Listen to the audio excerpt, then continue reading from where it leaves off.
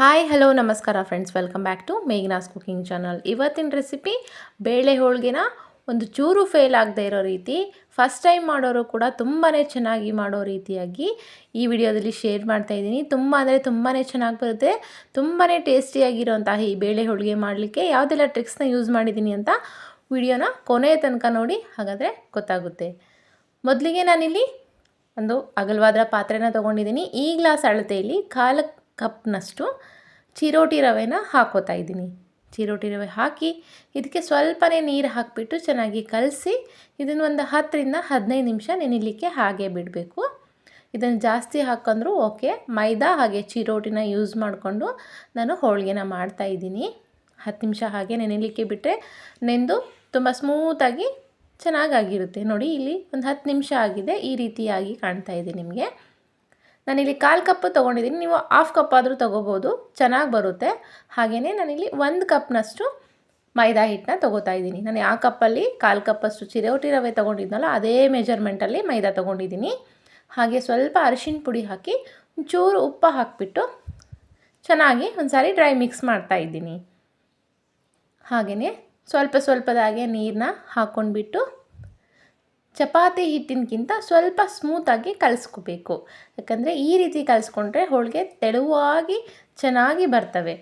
ಹಾಗೆ ಇಲ್ಲಿ ಒಂದು 2 ಟೇಬಲ್ ಸ್ಪೂನಷ್ಟು ಎಣ್ಣೆನ ಹಾಕಿಬಿಟ್ಟು ಚೆನ್ನಾಗಿ ಆ ಎಣ್ಣೆ ಒಳಗಡೆ ಹೀಗೆ ಕಲಿಸ್ಕೋಬೇಕು. ಹಾಗಾದರೆ ತುಂಬಾ ಮೃದುವಾಗಿ ಬರ್ತವೆ. ಎಣ್ಣೆ ಬೇಡ ಅಂತ ಹೇಳಿದರೆ ನೀವು ತುಪ್ಪ ಕೂಡ ಯೂಸ್ ಮಾಡ್ಬೋದು, ತುಂಬಾ ಚೆನ್ನಾಗಿ ಬರ್ತವೆ. ಇದು ಒಂದು 2ರಿಂದ 2.5 ಗಂಟೆ ಚೆನ್ನಾಗಿ ನೆನೆಯಬೇಕು. ಎಷ್ಟು ನೆನೆಯುತ್ತೋ ಹಿಟ್ಟು ಅಷ್ಟು ಚೆನ್ನಾಗಿ ಬರ್ತವೆ ಹೋಳಿಗೆ. ನೋಡಿ, ಈ ರೀತಿ 2 ಟೇಬಲ್ ಸ್ಪೂನಷ್ಟು ಎಣ್ಣೆನ ಹಾಕಿ ಕಲಸಿದ ನಂತರ ಮತ್ತೆ ಮೇಲ್ಗಡೆಯಿಂದ 2 ಟೇಬಲ್ ಸ್ಪೂನಷ್ಟು ಎಣ್ಣೆನ ಹಾಕಿಬಿಟ್ಟು ಅದನ್ನು ಒಂದು 2 ಅವರ್ ಸೈಡಲ್ಲೇ ಎತ್ತಿಡ್ತಾ ಇದ್ದೀನಿ. ಮೊದಲಿಗೆ ಹಿಟ್ಟು ಕಲಿಸ್ಬಿಟ್ಟು ನಂತರ ಹೂರಣನ ಮಾಡ್ಕೋತಾ ಇದ್ದೀನಿ. ಹೂರಣಕ್ಕೆ ನಾನಿಲ್ಲಿ 1.5 ಕಪ್ನಷ್ಟು ಕಡಲೆಬೇಳೆನ ಯೂಸ್ ಮಾಡ್ತಾಯಿದ್ದೀನಿ. ಕಡಲೆಬೇಳೆನ 1ರಿಂದ 2 ಬಾರಿ ಚೆನ್ನಾಗಿ ನೀರು ಹಾಕಿ ವಾಶ್ ಮಾಡ್ಕೊಳ್ಳೋಣ, ಡಸ್ಟ್ ಹೋಗಲಿ ಅಂತ ಅಷ್ಟೇ. ನಂತರ ಒಂದು 3 ಗ್ಲಾಸ್ನಷ್ಟು ನೀರನ್ನ ಹಾಕಿಬಿಟ್ಟು, ನೀವು ಸಾಂಬಾರು ಮಾಡ್ತೀವಿ ಅಂತಂದರೆ ಜಾಸ್ತಿನೇ ನೀರು ಹಾಕಿಬಿಟ್ಟು ಕಟ್ಟನ್ನ ತೆಗಿಬೋದು. ಇಲ್ಲದೆ ಅಂದರೆ ಅಷ್ಟಕ್ಕೆ ನೀರನ್ನ ಹಾಕ್ಕೊಂಡು ಬೇಯಿಸ್ಕೋಬೇಕು. ಕುಕ್ಕರ್ ಲಿಡ್ನ ಕ್ಲೋಸ್ ಮಾಡಿಬಿಟ್ಟು ಒಂದು 3 ವಿಜಲ್ ಕೂಗಿಸ್ಕೊಳ್ಳೋಣ. ಚೆನ್ನಾಗಿ ಬೆಂದಿರುತ್ತೆ. ತೊಗರಿಬೇಳೆಯಷ್ಟು ಬೇಗ ಬೇಯಲ್ಲ, ಹಾಗಾಗಿ 3 ವಿಜಲ್ ಕೂಗಿಸ್ಲೇಬೇಕಿದ್ದಕ್ಕೆ. ಹಾಗಾದರೆ ತುಂಬಾ ಚೆನ್ನಾಗಿ ಬೆಂದಿರುತ್ತೆ. ನೋಡಿ, ಈ ರೀತಿ ಬೇಳೆ ಮುಟ್ಟಿದ ತಕ್ಷಣ ಸ್ವಲ್ಪ ಸ್ಮ್ಯಾಶ್ ಆಗಬೇಕು. ಹಾಗಾದರೆ ಹೂರಣ ತುಂಬಾ ಚೆನ್ನಾಗಿ ಬರುತ್ತೆ. ಪ್ರತಿಯೊಂದು ಬೇಳೆನೂ ಚೆನ್ನಾಗಿ ಬೆಂದಿದೆ. ಇವಾಗ ಒಂದು ಸ್ಟ್ರೈನರ್ನ ತೊಗೊಂಡ್ಬಿಟ್ಟು ಕಟ್ಟನ್ನ ಸಪ್ರೇಟಾಗಿ ಮಾಡ್ತಿದ್ದೀನಿ. ಅಂದರೆ ಬೇಳೆ ಬೆಂದಿರೋ ನೀರು ಹಾಗೆ ಬೇಳೆನ ಸಪ್ರೇಟಾಗಿ ಮಾಡ್ಕೊಂಡ್ಬಿಟ್ಟು ನಂತರ ಇದಕ್ಕೆ ಬೆಲ್ಲನ ಮಿಕ್ಸ್ ಮಾಡಬೇಕು. ಅದೇ ಕುಕ್ಕರ್ಗೆ ನಾನು ಬೇಳೆನ ಹಾಕಿಬಿಟ್ಟು ಸ್ಟವ್ ಆನ್ ಮಾಡಿ ಇಲ್ಲಿ ಮೆಜರ್ಮೆಂಟ್ ಮಾಡಿಕೊಂಡು ಬೆಲ್ಲನ ಹಾಕ್ತಾಯಿದ್ದೀನಿ. ನಾನು ಯಾವ ಕಪ್ಪಲ್ಲಿ ಕಡಲೆಬೇಳೆನ ತೊಗೊಂಡಿದ್ನಲ್ಲ, 1.5 ಕಪ್ಪು ಕಡಲೆಬೇಳೆಗೆ ನಾನು 2.5 ಕಪ್ನಷ್ಟು ಬೆಲ್ಲದ ಪುಡಿನ ಹಾಕ್ತಾಯಿದ್ದೀನಿ.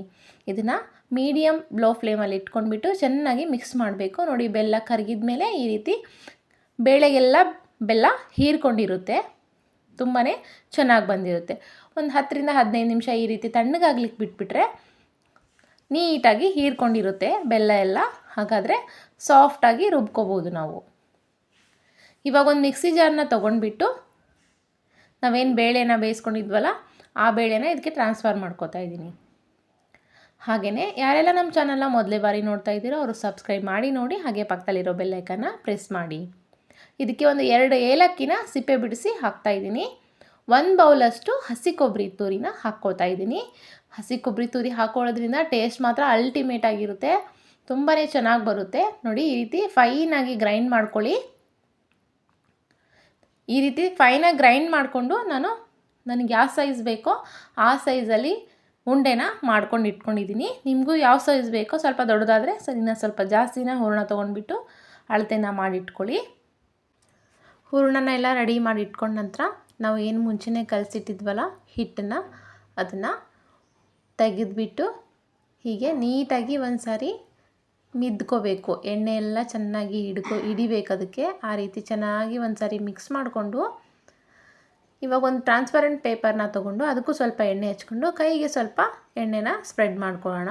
ಯಾಕಂದರೆ ಹಿಟ್ಟು ಹತ್ತಬಾರ್ದು ಅಂತ ಅಷ್ಟೇ. ಈ ರೀತಿ ಸಣ್ಣ ಸಣ್ಣ ಪೋರ್ಷನ್ನಾಗಿ ಮಾಡಿಟ್ಕೊಳ್ಳೋಣ. ಹಿಟ್ಟು ಯಾವ ಹದಕ್ಕೆ ತೊಗೊತೀವಲ್ಲ ಹೂರಣನೂ ಅಷ್ಟೇ ಸೈಜಲ್ಲೇ ಇರಬೇಕು, ಹಾಗಾದರೆ ಹೋಳಿಗೆ ತುಂಬ ಚೆನ್ನಾಗಿ ಬರುತ್ತೆ. ನಾನು ಹೂರಣದ ಉಂಡೆನ ಮುಂಚೆನೇ ಮಾಡಿಟ್ಟಿದ್ನಲ್ಲ ಅದೇ ಸೈಜಲ್ಲಿ ಹಿಟ್ಟನ್ನು ತೊಗೊಂಡಿದ್ದೀನಿ. ಈ ರೀತಿ ಕೈಯಲ್ಲೇ ಅಗಲವಾಗಿ ತಟ್ಬಿಟ್ಟು ನೋಡಿ ಹೂರಣನ ಈ ಹಿಟ್ಟೊಳಗೆ ಸ್ಟಫ್ ಮಾಡ್ತಾಯಿದ್ದೀನಿ. ನೋಡಿ ಈ ರೀತಿ ಆದರೂ ಮಾಡ್ಕೋಬೋದು, ಇಲ್ಲ ನೀವು ಪೇಪರ್ ಮೇಲೆ ಲಟ್ಟಿಸ್ಬಿಟ್ಟಾದರೂ ಹೂರಣನ ಸ್ಟಫಿಂಗ್ ಮಾಡ್ಕೋಬೋದು. ನೋಡಿ ಈ ರೀತಿ ಚೆನ್ನಾಗಿ ಸ್ಟಫಿಂಗ್ ಮಾಡಿಕೊಂಡು ಕೆಳಗಡೆ ಫಿಲ್ ಮಾಡಬೇಕು. ಕೈಯಿಂದ ತಟ್ಟಿದ್ರೇ ಸಾಕು, ಚೂರು ಹರಿದೇನೆ ನೀವು ಎಷ್ಟು ತೆಳುವಾಗಿ ತಟ್ತೀರಲ್ಲ ಅಷ್ಟು ತೆಳುವಾಗಿ ಹೋಳಿಗೆ ಚೆನ್ನಾಗಿ ಬರ್ತವೆ. ನೋಡಿ ಹೂರಣ ಎಷ್ಟಿರುತ್ತೋ ಹಿಟ್ಟನ್ನು ಅಷ್ಟೇ ತಗೋಬೇಕು, ಹಾಗಾದರೆ ತುಂಬಾ ಚೆನ್ನಾಗಿ ಬರುತ್ತೆ. ನೀವು ಕೈಯಿಂದ ಎಷ್ಟು ಅಗಲವಾಗಿ ತಟ್ಬೋದು. ನೋಡಿ ಚೂರು ಹರಿತಾ ಇಲ್ಲ. ಈ ರೀತಿಯಾಗಿ ಮಾಡಬೇಕಂದ್ರೆ ಇದೇ ಪ್ರಾಸೆಸ್ನ ಟ್ರೈ ಮಾಡಿ. ಹಾಗೆ ನಾನಿಲ್ಲಿ ಪಕ್ಕಕ್ಕೆ ಹೆಂಚನ್ನು ಕಾಯಕ್ಕೆ ಇಟ್ಟಿದ್ದೀನಿ. ಆಲ್ರೆಡಿ ಹೆಂಚು ಬಿಸಿ ಆಗಿದೆ, ಅದಕ್ಕೆ ಸ್ವಲ್ಪ ಎಣ್ಣೆನ ಸ್ಪ್ರೆಡ್ ಮಾಡಿಬಿಟ್ಟು ಈ ಹೋಳಿಗೆನ ತವ ಮೇಲೆ ಹಾಕೋಣ. ಗ್ಯಾಸ್ ಫ್ಲೇಮ್ನ ಮೀಡಿಯಮ್ ಟು ಲೋ ಫ್ಲೇಮಲ್ಲಿ ಇಟ್ಕೋಬೇಕು. ಇಟ್ಕೊಂಡು ಒಂದು ಸೈಡು ಬೇಯಿಸ್ಕೊಂಡು ನಂತರ ಮತ್ತೆ ಒಂದು ಸೈಡು ತಿರುಗಿ ಹಾಕೊಳ್ಳೋಣ. ಮೇಲ್ಗಡೆಯಿಂದ ಸ್ವಲ್ಪ ಎಣ್ಣೆ ಅಥವಾ ತುಪ್ಪನ ಸ್ಪ್ರೆಡ್ ಮಾಡ್ಕೋಬೇಕು.